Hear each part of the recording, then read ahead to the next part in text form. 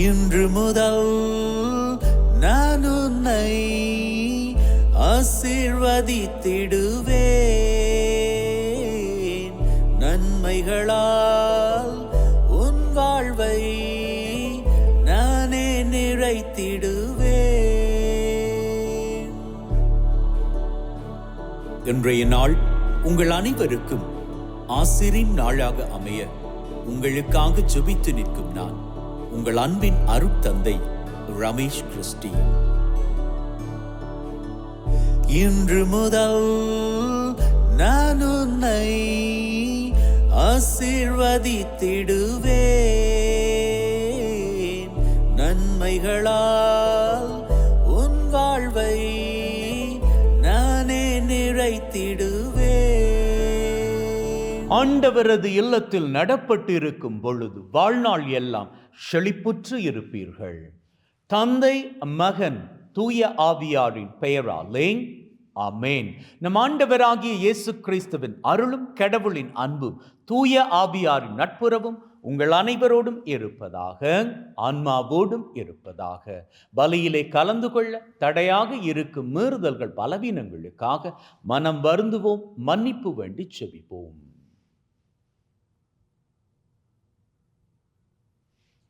ஆண்டவரே இரக்கமாயிரும், ஆண்டவரே இரக்கமாயிரும். கிறிஸ்துவே இரக்கமாயிரும், கிறிஸ்துவே இரக்கமாயிரும். ஆண்டவரே இரக்கமாயிரும், ஆண்டவரே இரக்கமாயிரும். எல்லாம் வல்ல இறைவன் நம்மீது இரக்கம் வைத்து நம்முடைய மீறுதல்கள் பலவீனங்களில் நமக்கு விடுதலை தருவாராக. ஆமென். ஜெபிப்போமாக.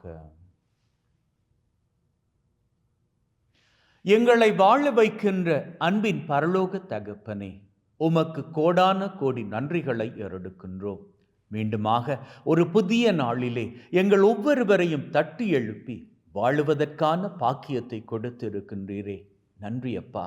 மேலும் இன்று யாரெல்லாம் தங்களது பிறந்த தினத்தை நினைத்து உமக்கு நன்றிகளை ஏறெடுக்கின்றார்களோ அவர்களது நன்றிகளை ஏற்றுக்கொள்வீராக. அத்தோடு தங்களது திருமண ஆண்டிலே இன்று யாரெல்லாம் தங்களது நன்றிகளை உமக்கு சமர்ப்பிக்கின்றார்களோ அவர்களது நன்றிகளையும் ஏற்றுக்கொள்வீராக. மற்றும் தகப்பனே, கடந்த நாட்களில் தாங்கள் பெற்றுக்கொண்ட சகலவிதமான நன்மைத்தனங்களுக்கும் இன்றைய நாளில் யார் யாரெல்லாம் நன்றிகளை ஏறெடுக்கின்றார்களோ அவர்களது நன்றிகளையும் ஏற்றுக்கொள்வீராக. அப்பா தகப்பனே, இந்த பலி மூலமாக தாங்கள் அவர்கள் உள்ளத்தில் இருக்கக்கூடிய வேண்டுதல்களை உம்மண்டை சமர்ப்பித்து அவற்றை பெற்றுக்கொள்ளும்படியாக இப்போது இந்த இடத்திலே என்னோடு கூட பலியிலே கலந்து ஜெபிக்கின்ற அத்தனை பேரினுடைய வேண்டுதல்களையும் நீர்தாமே நிறைவேற்றி தந்துள்ள வேண்டும் என்று உம்மோடு தூய ஆவியாரின் ஒன்றிப்பில் இறைவனாய் என்றென்றும் வாழ்ந்து ஆட்சி செய்கின்ற அவர் வழியாக உம்மை மன்றாடுகின்றோம். ஆமென். திருத்தூதர் பணிகள் நூலிலிருந்து வாசகம்.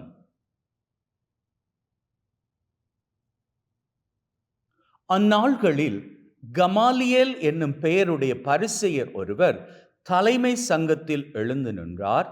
இவர் மக்கள் அனைவராலும் மதிக்கப்பட்ட திருச்சட்ட ஆசிரியர். திருத்தூதரை சிறிது நேரம் வெளியே போகும்படி ஆணையிட்டு அவர் சங்கத்தாரை நோக்கி கூறியது: இஸ்ராயல் மக்களே, இந்த மனிதர்களுக்கு நீங்கள் செய்ய எண்ணியுள்ளதை குறித்து எச்சரிக்கையாய் இருங்கள்.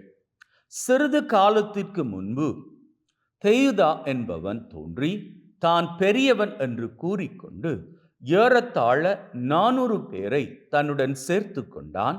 ஆனால் அவன் கொல்லப்பட்டான். அவனை பின்பற்றிய அனைவரும் சிதறிப்போகவே அந்த இயக்கம் ஒன்றுமில்லாமல் போயிற்று.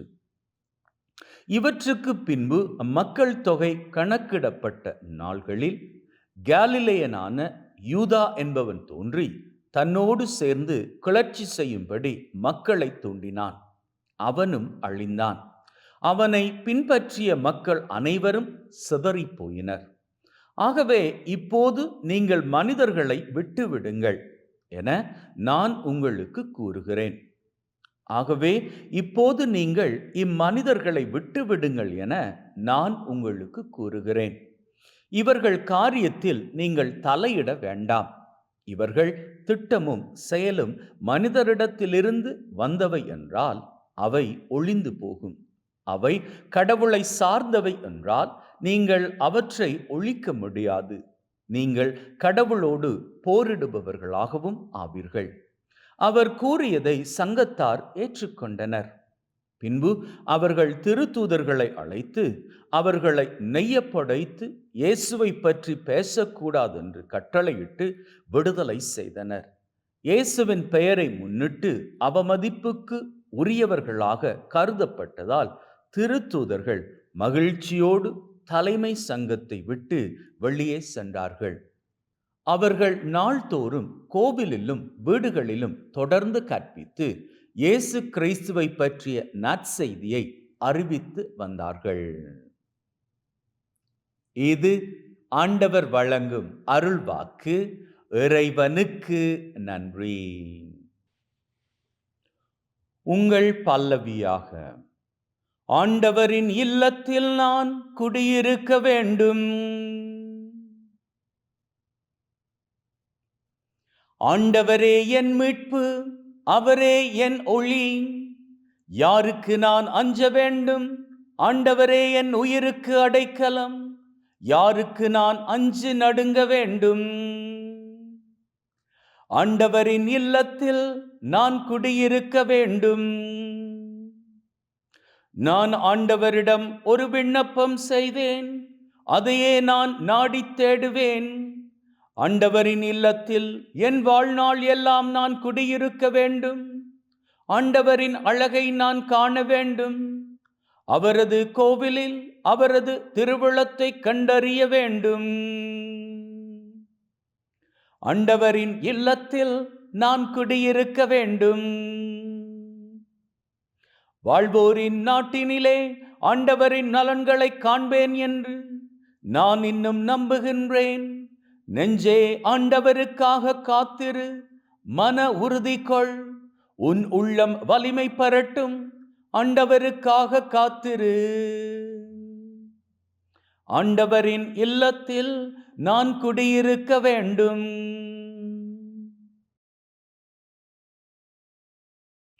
அல்லேலூயா, அல்லேலூயா, அல்லேலூயா.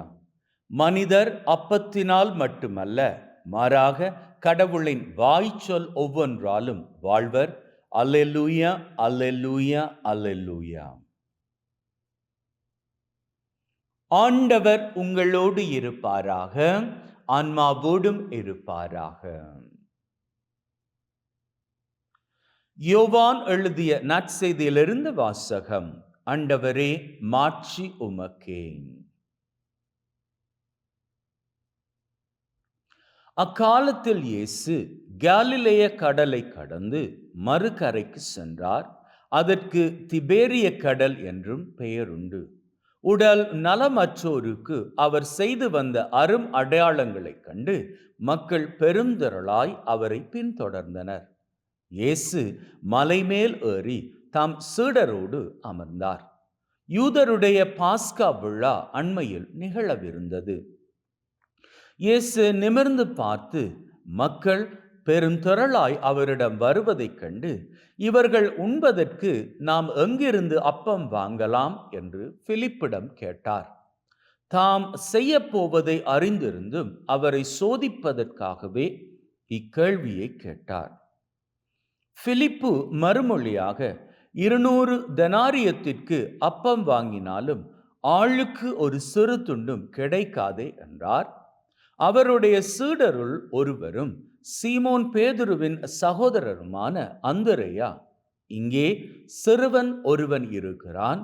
அவனிடம் 5 வாற்கோதுமை அப்பங்களும் 2 மீன்களும் உள்ளன. ஆனால் இத்தனை பேருக்கு இவை எப்படி போதும் என்றார். இயேசு மக்களை அமர செய்யுங்கள் என்றார். அப்பகுதி முழுவதும் புல் தரையாய் இருந்தது. அமர்ந்திருந்த ஆண்களின் எண்ணிக்கை ஏறக்குறைய 5000. இயேசு அப்பங்களை எடுத்து கடவுளுக்கு நன்றி செலுத்தி அமர்ந்திருந்தோருக்கு கொடுத்தார். அவ்வாறே மீன்களையும் பகிர்ந்தளித்தார். அவர்களுக்கு வேண்டிய மட்டும் கிடைத்தது. அவர்கள் வயிறார உண்ட பின் ஒன்றும் வீணாகாதபடி எஞ்சிய துண்டுகளை சேர்த்து வையுங்கள் என்று தம் சீடரிடம் கூறினார். மக்கள் உண்டபின் 5 வாற்கோதுமை அப்பங்களிலிருந்து எஞ்சிய துண்டுகளை சேர்த்து சீடர்கள் 12 கூடைகளில் நிரப்பினார்கள். இயேசு செய்த இந்த அரும் அடையாளத்தை கண்ட மக்கள், உலகிற்கு வர இருந்த இறைவாக்கினர் உண்மையில் இவரே என்றார்கள். அவர்கள் வந்து தம்மை பிடித்து கொண்டு போய் அரசராக்க போகிறார்கள் என்பதை உணர்ந்து இயேசு மீண்டும் தனியாய் மலைக்கு சென்றார். இது கிறிஸ்து வழங்கும் நற்செய்தி. கிறிஸ்துவே உமக்கு புகழ். அவங்களுக்கு இந்த பசங்க மேல அப்பா அம்மாரை விட அன்பு ஜாஸ்தி. அதற்காக அப்பா அம்மாருக்கு அன்பு கிடையாது அப்படின்னு நான் சொல்லல. அன்பின் உள்ளங்களை, தெய்வம் நமக்கு ஒரு காரியம் தருகின்ற பொழுது, அதான் சொல்லுவாங்க இல்லையா, கொடுக்கிற தெய்வம் கூரைய பீத்து கொண்டு கொடுக்கும் அப்படின்னு. அதனுடைய அர்த்தம் என்ன தெரியுமா? கூரையை பிக்கும் அளவுக்கு, நம்முடைய இடம் கொள்ளாத அளவுக்கு தெய்வம் அதிகமான ஆசிரை கொடுப்பாரு அப்படி என்பதுதான்.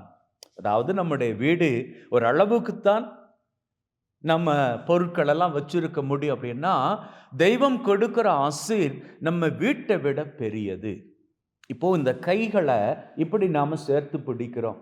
நாம தெய்வத்திடம் கேட்கக்கூடிய ஆசீர் இவ்வளவுதான். ஆனால் தெய்வம் கொடுக்கக்கூடியதோ அவருடைய 2 கைகளின் அளவு. அவருடைய கைகள் இந்த உலகத்தையே படைத்த கைகள் அல்லவா? அப்போ நாம கேட்ட காரியம் தெய்வம் நமக்கு கொடுக்கணும் அப்படின்னா, அவர் நாம கேட்ட அளவுக்கு கொடுக்க மாட்டாரு, அதிகமாக கொடுப்பாரு. அதனாலதான் நாம கேட்கிற பொழுது ரொம்ப கவனமாக கேட்டுக்கணும். அநேகர் இப்படி கேட்பது உண்டு. அதுவும் அநேக விதத்துல நாம இப்படி பார்த்திருக்கிறோம்.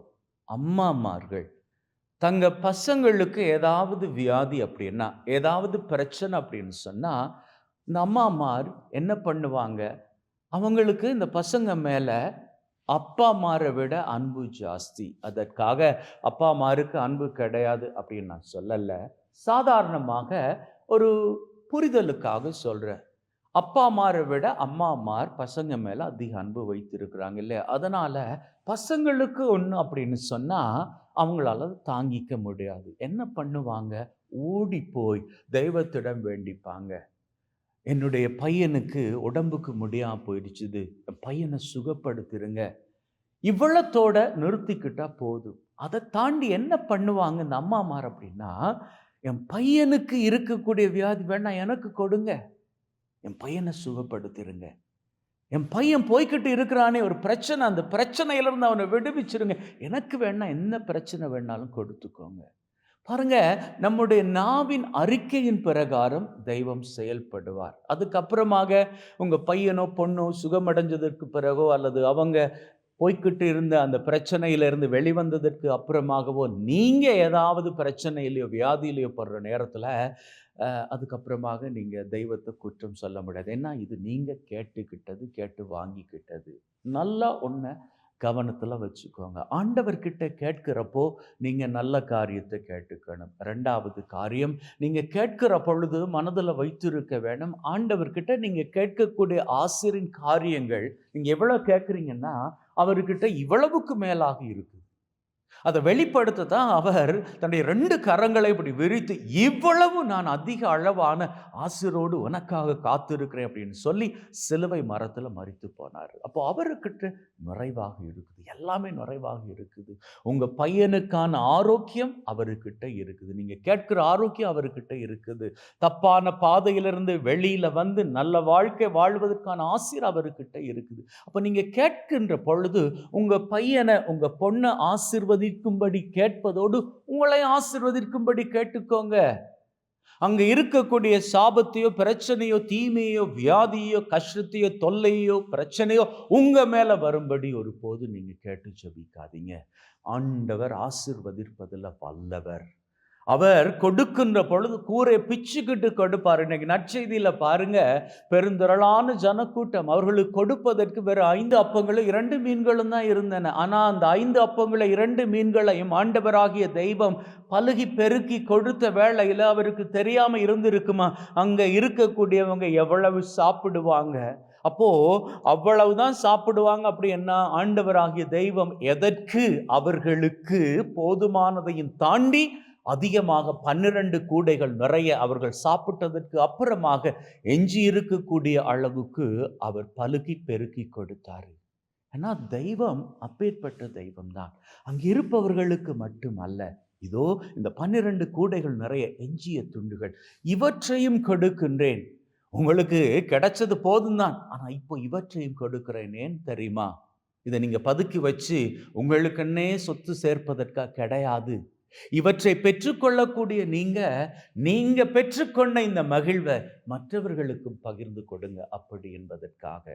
அன்பின் உள்ளங்களே, இன்னைக்கு ஆண்டவர் நம்ம நிறைவாக ஆசிர்வதித்து இருக்கிறார் அப்படின்னு சொன்னா அது நாம் செய்த பாக்கியம். நாம கேட்கிற காரியங்களை நமக்கு கொடுக்கிறார் அப்படின்னு சொன்னா அது நாம் செய்திருக்கக்கூடிய பாக்கியம். அதே வேளையில ஆண்டவர் உங்களை ஆசிர்வதிக்கிறார் என்றால், அடுத்தவர்களை தாண்டி உங்களை ஆசிர்வதிக்கிறார் என்றால், அந்த ஆசிரோடு சேர்த்து அவர் ஒரு பொறுப்பையும் உங்களுக்கு கொடுக்கின்றார். என்ன பொறுப்பு தெரியுமா? உங்களை சுற்றி பாருங்க, யாரெல்லாம் தேவையில இருக்கிறாங்க.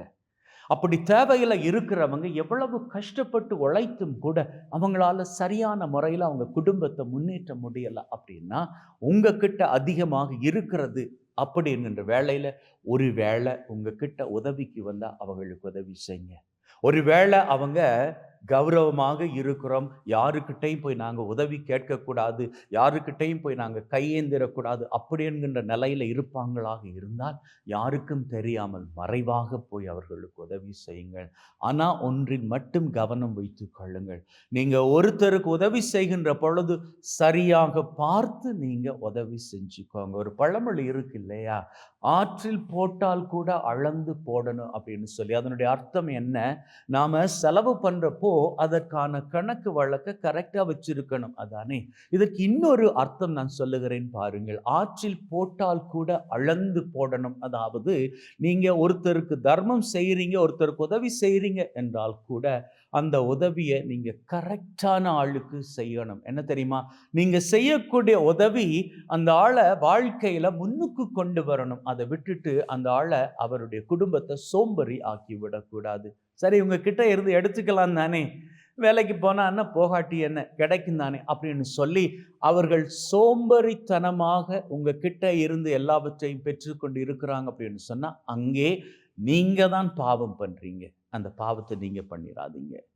ஒருத்தர் தேவையில உதவி செய்வது நல்ல காரியம். ஆனா அதுவே அடுத்தவர்கள் அதை if they are taking it for granted, don't do it. அவர்கள் இதை ஏதோ சரி எங்களுக்கு உதவி கிடைக்கும், நாங்கள் வேலைக்கு போக தேவையில்லை அப்படி என்று வாழ்வார்களாக இருந்தால் அங்கே நீங்க அவர்களது சோம்பேறித்தனத்தை ஊக்கப்படுத்துகிறீர்கள். ஆண்டவர் சோம்பேறித்தனத்தை ஊக்கப்படுத்துகிறவரே கிடையாது. நினைச்சிருந்தா ஆண்டவர் தானே அந்த இடத்துல 5 அப்பங்கள் 2 மீன்கள் இல்லாது அப்பங்களை மீன்களையும் கொடுத்திருக்கலாம். ஆனா ஆண்டவர் மக்களினது ஒத்துழைப்பையும் எதிர்பார்த்தார்.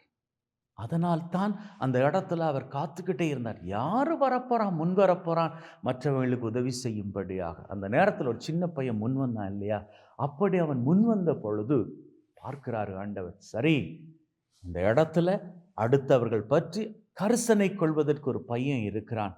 அதே நேரத்தில் இங்கே இருக்கிறவங்க யாருமே தங்கக்கிட்ட இருக்கிறத பதுக்கி வைக்கல. இப்போ நான் என்ன பண்ண போறேன், இந்த அப்பங்களை மீன்களையும் பலுகி பெருக்கி கொடுக்க போகிறேன். இதற்கப்புறமாக இவர்களுக்கு ஒரு டாஸ்க் வச்சிருக்கிறேன். சரி, இந்த 12 கூடைகள் நிறைய இவர்களுக்கு அப்பம் மீன் நாங்கள் பலுகி பெருக்கி கொடுத்துருக்கிறோம், இவங்க என்ன பண்ண போறாங்க அப்படின்னு சொல்லி இன்னைக்கு ஆண்டவர் அதே நிலையில தான் உங்களை அனுப்புகிறார். உங்ககிட்ட அதிக ஆசிரை கொடுக்கிறார்.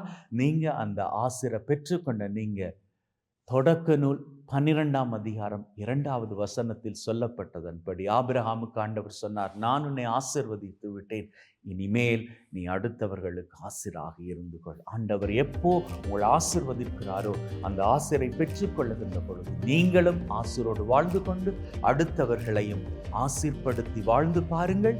அப்பொழுது உங்களது வாழ்க்கை சிகரங்களை உயரங்களாக தொட்டுக்கொள்ளும். ஆமென்.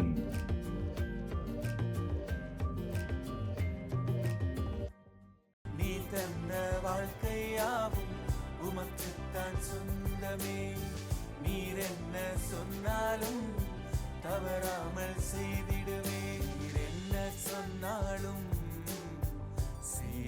ஆண்டவரே, அனைத்துலகின் நிறைவா உம்மை போற்றுகின்றோம். ஏனெனில் உமது அருட்பெருக்கிலிருந்து இந்த அப்பத்தை பெற்றுக்கொண்டோம். நிலத்தின் விளைவும் மனிதொழைப்பின் பயனுமாகி இந்த அப்பத்தை உமக்கு ஒப்புக் கொடுக்கின்றோம். வாழ்வழிக்கும் அப்பமாக மாறும். இறைவன் என்றென்றும் வாழ்த்து பெறுவாராக. ஆண்டவரே, அனைத்துலகின் நிறைவா உம்மை போற்றுகின்றோம். ஏனெனில் உமது அருட்பெருக்கிலிருந்து இந்த ரசத்தை பெற்றுக்கொண்டோம். நிலத்தின் விளைவும் திராட்சை கொடியின் பயணமாகி இந்த ரசத்தை உமக்கு ஒப்புக் கொடுக்கின்றோம். வாழ்வழிக்கும் பானமாக மாறும். இறைவன் என்றென்றும் வாழ்த்து பெறுவாராக.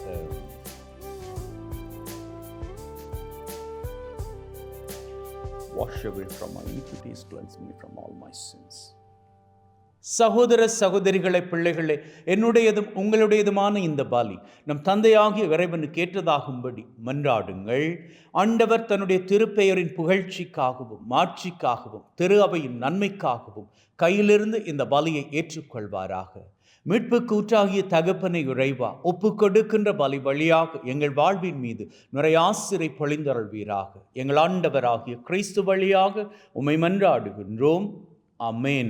ஆண்டவர் உங்களோடு இருப்பாராக, ஆன்மாவோடும் இருப்பாராக. இதயங்களை மேலே எழுப்புங்கள். ஆண்டவரை நோக்கி எழுப்பியுள்ளோம். நம் இறைவனாகிய ஆண்டவருக்கு நன்றி கூறுவோம். அதுவே தகுதியும் நீதியுமானது. தூயவரான தந்தையே, என்றும் வாழும் எல்லாம் வல்ல இறைவா, என்னாலும் எவ்விடத்திலும் நாங்கள் உமக்கு நன்றி பலி செலுத்துவது மெய்யாகவே தகுதியும் நீதியுமாகும். எங்கள் கடமையும் மீட்புக்குரிய செயலுமாகும். உம்முடைய வார்த்தையானவர் வழியாக அனைத்தையும் படைத்தீர். அவரே மீட்பராக இடேற்றுபவராக எங்களுக்கு அனுப்பினீர். அவர் தூய ஆவியால் கன்னிமரியிடமிருந்து உடலெடுத்து மனிதனானார். சாவி வென்று உயிர் புண்ணென விளங்க செய்தார். ஆகவே வானதூதர் புனிதர் அனைவரோடு நாங்களும் சேர்ந்து உம்முடைய மாட்சியை புகழ்ந்து ஒரே குரலாய் சொல்லுவது, தூயவர் தூயவர் தூயவர், வான் படைகளின் கடவுளாம் ஆண்டவர். விண்ணகமும் மண்ணகமும் உமது மாட்சியால் நிறைந்துள்ளன. உன்னதங்களிலே ஓசன்னா. ஆண்டவர் பெயரால் வருகிறவர் ஆசி பெற்றவர். உன்னதங்களிலே ஓசன்னா. ஆண்டவரே, நீர் மெய்யாகவே தூயவர், தூய்மை அனைத்திற்கும் ஊற்று. ஆகவே உம்முடைய ஆவியை பொழிந்து காணிக்கைகளை தூய்மைப்படுத்த தாழ்மையுடன் வேண்டுகின்றோம். இவ்வாறு எங்கள் ஆண்டவர் இயேசு கிறிஸ்துவின் உடலும் இரத்தமுமாக உங்களுக்கு இவை மாறுவனவாக. அவர் பாடுபட உளம் கனிந்து தம்மை கையளித்த போது அப்பத்தை எடுத்து நன்றி செலுத்தி அதை பிட்டு தம் சீடருக்கு கொடுத்து அவர் சொன்னதாவது, எல்லாரும் இதிலிருந்து பெற்று உண்ணுங்கள், ஏனெனில் இது உங்களுக்காக கையளிக்கப்படும் என் உடல்.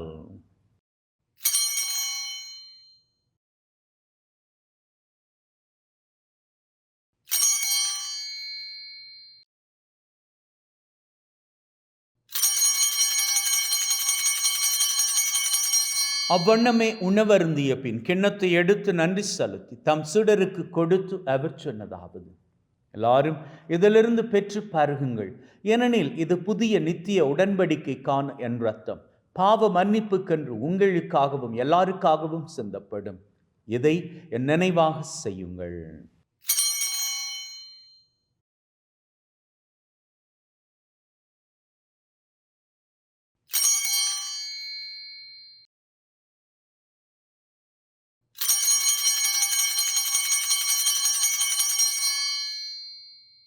பொருள். ஆண்டவரே, நீர் வரும் வரை உமது இறப்பை அறிக்கை செய்கின்றோம், உமது உயிர்ப்பையும் எடுத்துரைக்கின்றோம். ஆகவே ஆண்டவரே, நாங்கள் கிறிஸ்துவின் இறப்பை உயிர்ப்பை நினைவு கூர்ந்து வாழ்வு தரும் அப்பத்தை மீட்பளிக்கும் கிண்ணத்தை உமக்கு ஒப்புக் கொடுக்கின்றோம். உம் திருமண் நின்று உமக்கு ஊழியம் புரிய தகுந்தவர்கள் என எங்களை ஏற்றுக்கொண்டீர். எனவே உமக்கு நன்றி செலுத்துகின்றோம்.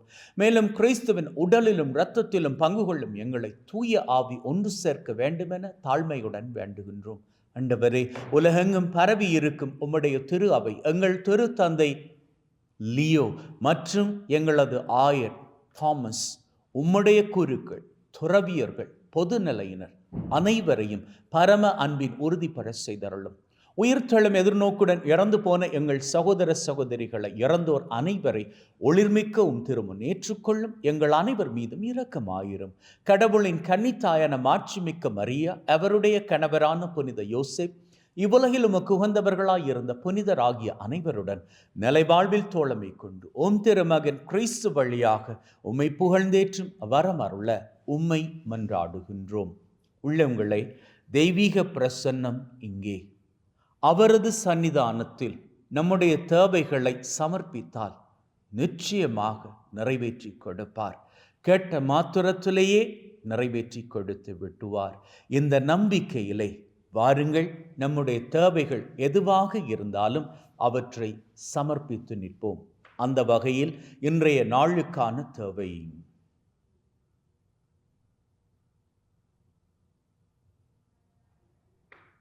இந்த வாரத்திற்கான தேவை,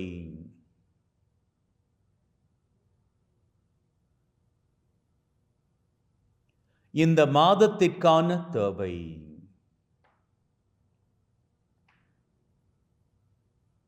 இந்த வருஷத்திற்கான தேவை,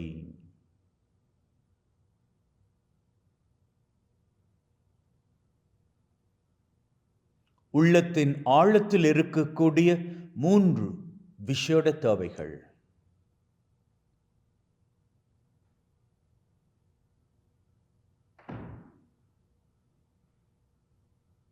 இந்த 7 தேவைகளோடு உலகத்திலே அமைதி, ஒற்றுமை, மகிழ்ச்சி பெருக வேண்டும் என்று விசேஷித்த விதமாக வேண்டி நிற்போம்.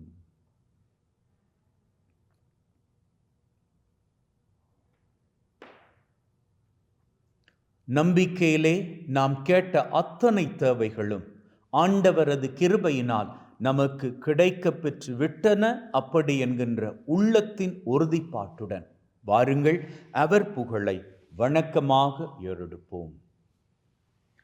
இவர் வழியாக, இவரோடு, இவரில் எல்லாம் வல்ல இறைவனாகிய தந்தையே, தூய ஆவியின் ஒன்றிப்பில் எல்லா புகழும் மாட்சியும் என்றென்றும் உமக்கு உரியதே. ஆமீன், ஆமீன், ஆமீன்.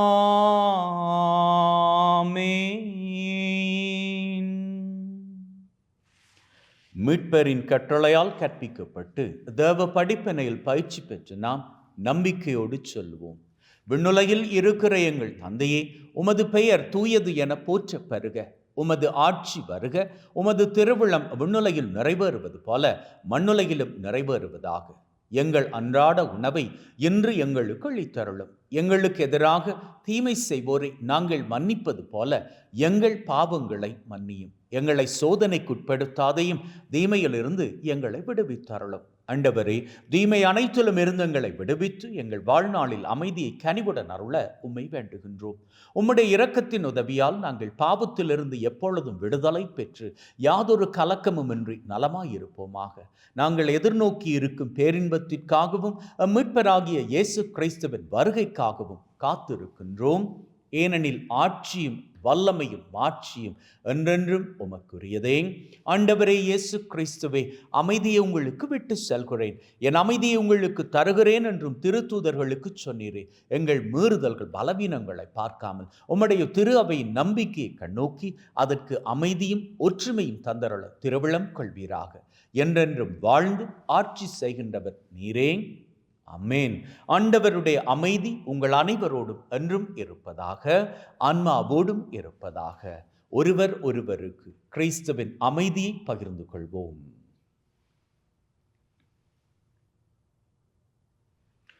உலகின் பாவங்களை போக்கும் இறைவனின் செம்மறியே, எங்கள் மேல் இரக்கமாயிரும். உலகின் பாவங்களை போக்கும் இறைவனின் செம்மறியே, எங்கள் மேல் இரக்கமாயிரும். உலகின் பாவங்களை போக்கும் இறைவனின் செம்மறியே, எங்களுக்கு அமைதியை அளித்தருளும். இதோ நம் ஆண்டவராகிய இயேசு கிறிஸ்து நம் ஒவ்வொருவரையும் மகிழ்வோடும் அமைதியோடும் ஒற்றுமையோடும் வாழும்படி அழைத்து நிற்கின்ற தெய்வம். அழைக்கப் பெற்ற நாங்கள் பேறு பெற்றோர். ஆண்டவரே, தேவரீர் என் உள்ளத்தில் எழுந்தருள நான் தகுதியற்றவன். ஆனால் ஒரு வார்த்தை மட்டும் சொல்லி அருளும், என் ஆன்மா நலமடையும்.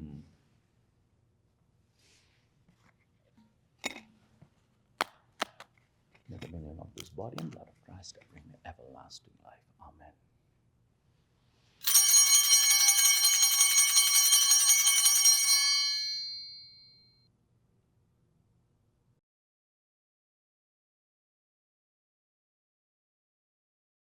ஜெபிப்போமாக.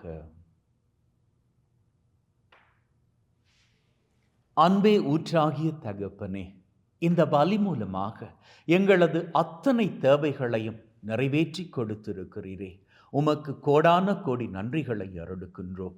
அப்பா தெய்வமே, இன்று மாத்திரமல்ல, இன்றிலிருந்து வரக்கூடிய ஒவ்வொரு நாட்களும் உம்முடைய அருட்கிருபை எங்களுக்கு துணையாக இருப்பதாக.